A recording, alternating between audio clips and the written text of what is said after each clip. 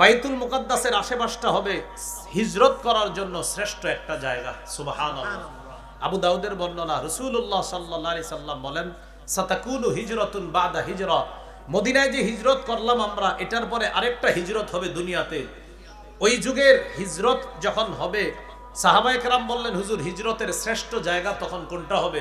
নবী বললেন, খিয়ারু আহলিল আরদি আলজামুহুম মুহাজারা ইব্রাহিম, ইব্রাহিম নবী হিজরত করে যেখানে গিয়েছেন সেখানে মানুষ হিজরত করাটা হবে শ্রেষ্ঠ হিজরতের জায়গা। আর আমি আপনাদেরকে আগেও বলেছি, খ্রিস্টপূর্ব 1900 সনে ইব্রাহিম নবী হিজরত করে তার এলাকা থেকে ফিলিস্তিন গিয়েছিলেন, অথবা ফিলিস্তিনের আশেপাশে সিরিয়া বলতে পারেন।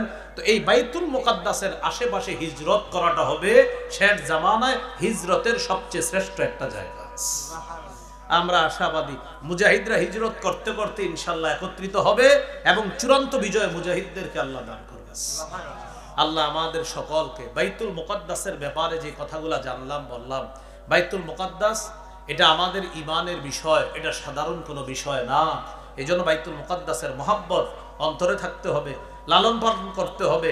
বাইতুল মুকাদ্দাসের আলোচনা মাহফিলে সীমাবদ্ধ রাখবেন না, এলাকায়, ঘরে, বাহিরে, চা দোকানের সামনে সব সময় ফিলিস্তিন নিয়ে 4-5 মিনিট কথা বলার চেষ্টা করুন। ফিলিস্তিনের আলোচনা এটা থামানোর মতো কোনো আলোচনা না।